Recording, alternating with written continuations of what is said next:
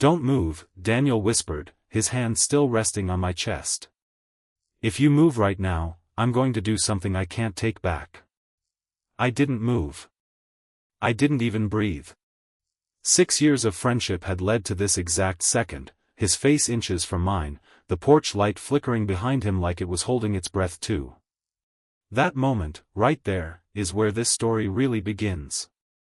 But to understand how we got there, you need to go back to the summer we turned 20, to a cramped apartment above a bookstore, and to a friendship neither of us knew how to survive. My name is Eli Navarro, and when I was 20 years old, I thought I understood exactly who I was.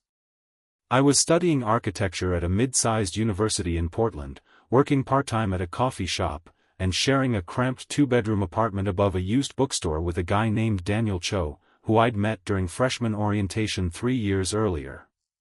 Daniel and I weren't an obvious match on paper. He was pre-med, disciplined to the point of being annoying, the kind of person who color-coded his class notes and went running at 6 in the morning even in the rain. I was the opposite, chronically late, perpetually covered in charcoal dust from my drafting pencils, surviving on energy drinks and the vague hope that my thesis project would somehow finish itself. But somehow, from the very first week we met, we just worked. We filled in each other's gaps like two puzzle pieces cut from different boxes that happened to fit anyway. By the time we moved in together sophomore year, we had a rhythm. He made coffee every morning and left a cup on my desk without me ever having to ask. I dragged him to late-night diners when his anatomy exams broke his brain, and we'd sit in a booth until 2 a.m. talking about everything and nothing. We had inside jokes so old neither of us remembered how they started. Our friends used to joke that we were an old married couple, and we'd always laugh it off, too quickly, maybe, if either of us had been paying attention. I want to be honest about something, because this story doesn't mean anything if I'm not honest. I noticed things about Daniel that I didn't notice about my other friends. The way his eyes crinkled when he was trying not to laugh at something inappropriate during a lecture. The low, unhurried way he said my name, like it was a whole sentence instead of one word. I noticed the warmth of his shoulder against mine when we crammed onto the couch to watch old movies, and how that warmth stayed with me long after he'd gone to bed. I told myself it was nothing. Best friends notice things about each other. That's what I believed, or what I made myself believe, because the alternative felt like standing at the edge of something with no idea how far the drop was. That particular summer, the one this story is really about, Daniel had just gone through a breakup with a girl named Priya he'd been seeing for 8 months, and I had just gotten out of a relationship of my own, with a guy named Marcus who I'd dated quietly for most of junior year, careful never to bring him around Daniel too much, though I never let myself examine why. We were both a little bruised, a little adrift, and it turned out that the two of us licking our wounds under the same roof would set something in motion that summer that we couldn't stop once it started. It began on a Tuesday night in June. I remember it was raining, Portland doesn't really do subtle weather, and Daniel came home late from his hospital volunteering shift, soaked through, holding 2 containers of pad thai like a peace offering even though neither of us had done anything wrong. He dropped onto the couch next to me without taking off his wet jacket, and I remember laughing at him, telling him he was going to ruin the couch cushions, and him just shrugging and saying, "Worth it. I didn't want to eat alone tonight." That sentence didn't seem like much in the moment. But looking back, that was the first small crack in the wall neither of us had built on purpose. We ate on the couch that night, some rerun playing that neither of us was watching, and somewhere between his story about a patient who'd tried to bribe him with butterscotch candies and my rant about a professor who hated my thesis model, something shifted. Not dramatically. Not with music swelling in the background like in the movies. Just a quiet, small thing, his hand brushing mine when we both reached for the last container of sauce, and neither of us pulling away as fast as we should have.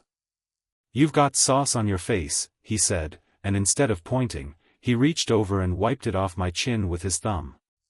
I froze. He froze too, I think, though he covered it better than I did. His thumb lingered maybe half a second longer than it needed to, and then he pulled his hand back like nothing happened, cleared his throat, and asked if I wanted to finish the movie.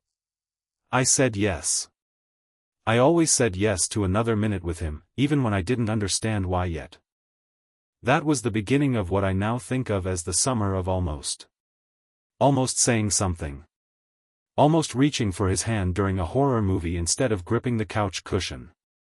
Almost telling him, on the night we got a little too drunk on cheap wine celebrating the end of finals, that I didn't think what I felt for him was just friendship anymore. I didn't say it. Neither did he, though I'd later learn he came just as close, just as many times, from his side of things. Instead, we did what two scared young men in denial do, we filled the space between us with jokes, with distraction, with 100 tiny moments of almost touching that we both pretended not to notice. We went to the farmer's market every Saturday and argued about whether tomatoes counted as a fruit or a vegetable in casual conversation, a debate that had nothing to do with tomatoes and everything to do with two people who didn't know how to talk about what was actually happening between them. We stayed up until 3 a.m. some nights, him quizzing me on stupid architecture facts he'd looked up just to make me laugh, me watching the way his face looked in lamplight and trying to convince myself I wasn't committing every detail of it to memory. There was a night in early July, I remember because it was right after the 4th, and the neighborhood still smelled like sulfur from the leftover fireworks, when we ended up on the apartment's tiny fire escape, sharing a blanket because neither of us wanted to admit the night had gotten cold enough to go inside. We were quiet for a long time, just looking out at the city lights, our shoulders pressed together under the blanket. "Can I ask you something weird?" Daniel said, his voice lower than usual. "You can ask me anything," I said, and I meant it, though some part of me was already bracing. "Do you ever feel like you're supposed to be somewhere, or with someone, and you keep almost getting there, but something always stops you right before?" I looked at him. In the orange glow of the streetlight, his jaw was tight, like he was holding something in with physical effort. "Yeah," I said quietly. "Yeah, actually. I feel that a lot."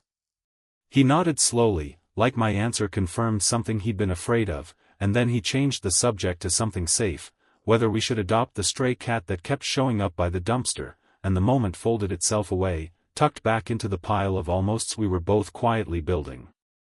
I went to bed that night replaying his question over and over, wondering if he meant what I thought he meant, terrified of being wrong, more terrified of being right. August came, and with it, a wedding. Daniel's cousin was getting married 2 hours outside the city, and since Daniel didn't have a +1 he actually wanted to bring, he asked me to come as his moral support, which was funny, because I ended up needing more moral support than he did.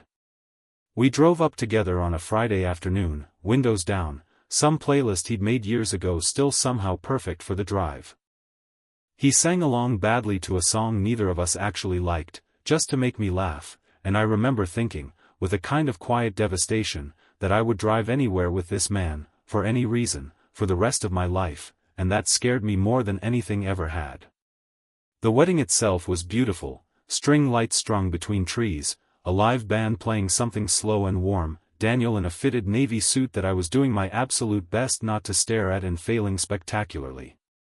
At one point during the reception, his aunt cornered us both and asked, with the particular bluntness only aunts seem to possess, whether the two of us were finally together yet, and Daniel laughed it off with practiced ease, but I saw the flush that crept up his neck before he could stop it. "She does that every family thing," he told me later, once we'd escaped to the edge of the dance floor with drinks in hand. "Ignore her." "Does she do it because she's messing with you?" I asked carefully, watching his face, "or because she sees something?" Daniel didn't answer right away. The band shifted into a slower song, couples drifting onto the floor, and for a moment neither of us said anything at all. "Dance with me," he said finally, which wasn't an answer, but it also kind of was. I don't know what possessed either of us. Maybe it was the wine, or the string lights, or 6 years of almost finally reaching some kind of critical mass. But I put my drink down, and he put his down, and we walked onto that dance floor together like it was the most natural thing in the world, even though every cell in my body was screaming that it wasn't natural at all. It was terrifying, and thrilling, and the single bravest thing I'd done in years. His hand found my waist. Mine found his shoulder. We swayed there, closer than two friends usually stand, close enough that I could smell the clean, warm scent of him under his cologne, close enough to feel the steady drum of his heartbeat where my hand rested near his chest. "Eli," he said quietly, his voice different than I'd ever heard it. Rougher. More honest. "Yeah? I need to tell you something, and I need you to not freak out." My heart was pounding so hard I was sure he could feel it through my palm. "Okay," I managed. "I don't think I've been a very good friend to you this summer," he said, "because I keep thinking about things I shouldn't be thinking about. About you. And I don't know how to stop, and I'm not sure I want to." The band kept playing. The lights kept twinkling. And I stood there on that dance floor with my best friend's hand on my waist, feeling like the entire world had gone quiet except for the two of us. "I've been thinking the same things," I whispered back. "For a long time." Something shifted in his eyes, relief, fear, hope, all tangled together. He opened his mouth to say something else, but before he could, his cousin the groom grabbed him by the shoulder for a photo, and the moment slipped away from us like water through open fingers. We didn't talk about it for the rest of the night. We didn't talk about it on the drive home the next day either, both of us pretending to be more interested in the radio than we actually were, both of us aware of the enormous, unspoken thing sitting in the car between us like a third passenger. I wish I could say that after the wedding, things moved forward smoothly, that we talked it out like mature adults and figured out what we meant to each other. But real feelings are messier than that, and fear has a way of making people do the opposite of what they actually want. In the weeks after the wedding, Daniel pulled away. Not dramatically, he still made coffee, still asked about my day, but there was a new distance in it, a carefulness, like he was afraid of what might happen if he let himself get too close again. I told myself I understood. I told myself I was doing the same thing, keeping conversations shorter, spending more nights at the library for my thesis when really I just couldn't handle sitting across from him at the kitchen table, wondering what he was thinking, too scared to ask. The distance might have just kept growing quietly if it weren't for Marcus. My ex texted me out of nowhere in late August, asking if I wanted to get coffee, just to catch up. I said yes, mostly out of curiosity, and Daniel happened to be home when Marcus came to pick me up. I watched something flicker across Daniel's face when he saw Marcus standing in our doorway, something sharp and unhappy that he tried, and failed, to hide. "Have fun," Daniel said, in a voice that made it very clear he did not want me to have fun. The coffee with Marcus was fine, pleasant, even, but it was clear within 20 minutes that whatever we'd had was firmly in the past, and I left more sure than ever that my heart had already relocated somewhere else entirely. But when I got home that night, Daniel was sitting at the kitchen table with a textbook open in front of him that he clearly wasn't reading, and the second I walked in, something in the apartment felt combustible. "How was your date?" he said, not looking up. It wasn't a date. Looked like one from where I was standing. "Daniel, what is going on with you?" He finally looked up, and his eyes were tired in a way that had nothing to do with sleep. "Nothing's going on with me. I just didn't realize you were still into him." "I'm not," I said, my voice rising despite myself. "I haven't been into him in months. You know that." "Do I? Because ever since the wedding you've been avoiding me, and now you're going for coffee with your ex like everything's normal, and I don't know what I'm supposed to think." "Eli. I've been avoiding you? You're the one who's been treating me like I'm made of glass for 3 weeks. Because I don't know what else to do." His voice cracked on the last word, and the anger drained out of both of us all at once, leaving something rawer behind. "I told you something on that dance floor that I've never told anyone, and then nothing happened, and I've spent every day since then convinced I ruined everything between us." I crossed the kitchen without deciding to. "You didn't ruin anything. Then why does it feel like I did?" "Because we're both terrified," I said, and it was the truest thing I'd said in weeks. "Because this is the one friendship I can't afford to lose, and if I say the wrong thing, if I read this wrong, I don't know how we come back from that." Daniel stood up slowly, and now we were close again, closer than the kitchen table should have allowed. "And if you read it right?" he asked, quiet. Then I don't know how we come back from that either, I admitted. Because everything would change. Maybe, Daniel said, it's supposed to. We didn't kiss that night. I want to be honest about that too, because the real version of this story isn't as clean as the movies make it look. That night, we just stood in the kitchen, close enough to feel each other's breath, both of us too scared to close the last few inches of distance, until finally Daniel let out a shaky laugh and stepped back, running a hand through his hair. I have an exam in 2 days, he said, which had nothing to do with anything, and everything to do with the fact that neither of us was ready yet. I should study. Yeah, I said. Okay. We went to our separate rooms that night, and I lay awake for hours listening to the rain that had started sometime after midnight, replaying every second of the last month like a film reel I couldn't stop. The days after the almost kiss in the kitchen were strange, not distant like before, but charged, like the air right before lightning strikes. We were gentler with each other. He started leaving little notes on my desk again, the way he used to before things got complicated. I started making him tea on the nights he studied too late, setting it down beside him the way he'd always done for me. We were circling something neither of us had the courage to name yet, both of us waiting for the other to make the first real move. It happened on a Thursday, 3 weeks after the wedding, during an actual storm, the kind Portland doesn't get very often, thunder loud enough to rattle the windows, rain coming down in sheets. The power went out around 9, and we ended up on the tiny back porch with candles and an old flashlight, watching lightning split the sky over the city. Remember that night on the fire escape, Daniel said, when I asked you that question about feeling like you're supposed to be somewhere but you keep almost getting there? I remember. I was talking about you, he said.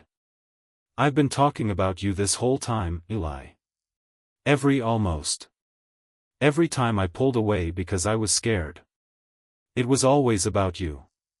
The candlelight flickered across his face, and I could see his hands were shaking slightly, though whether from the cold or from nerves, I couldn't tell. I know, I said softly. I think I've known since the fire escape too. I just didn't know how to say it without losing you. You're not going to lose me. You don't know that. I do, he said, taking a step closer, close enough now that the candle between us cast both our shadows onto the same wall, merged into one shape.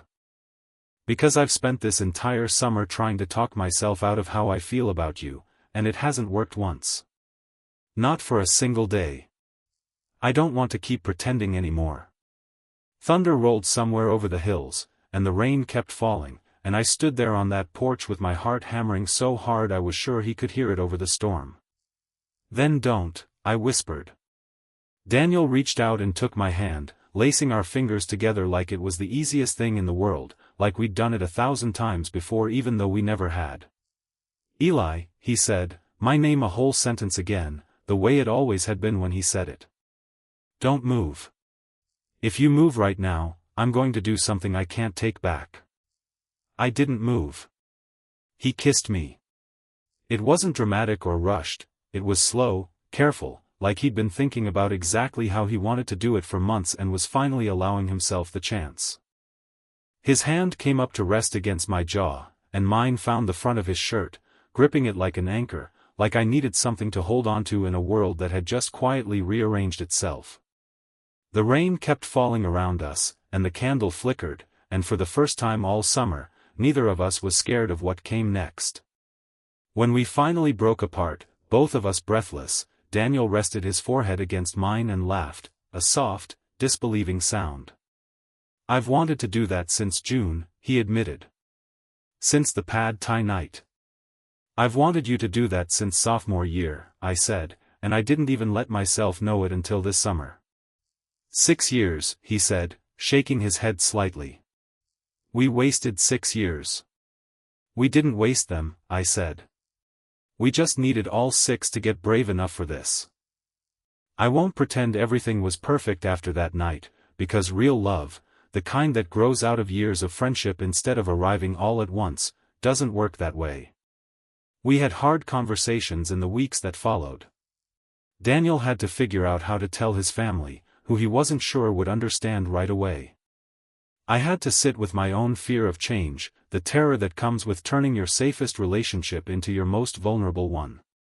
There were nights we argued about nothing, really, because we were both still learning how to be honest instead of careful. But there was also this, mornings where he still left coffee on my desk, except now he kissed the top of my head on his way out the door. Late nights on the fire escape that no longer felt like almosts, because we'd finally said the thing we'd both been circling for years. A quiet Tuesday in September when he told his parents about us over video call, his hand gripping mine the entire time, and the relief that broke across his face when his mother, after a long pause, simply said, "Well, I always liked Eli. Bring him for dinner sometime." We didn't become a different couple than the friends we'd been. We just became more honest versions of exactly who we already were, the two people who filled a coffee cup without being asked, who stayed up until 3 a.m. over nothing, who found each other in a cramped apartment above a bookstore and somehow never quite let go, even during the years we were too scared to admit we were holding on. Looking back now, I think about that storm a lot, the candlelight, his hand shaking as he reached for mine, the way he said my name like it meant something. One unexpected kiss changed everything, but really, it wasn't unexpected at all. It was 6 years in the making. We just finally stopped pretending we didn't see it coming. If you made it this far, thank you for staying with our story until the very end. If this story moved you, made you smile, or reminded you of your own almost moments, please hit that like button, subscribe for more stories like this one, and drop a comment telling me what part hit you the hardest. Because this isn't quite the end. There's more to Eli and Daniel's story, the family dinner, the first real fight as a couple, and a decision that tests everything they built that summer.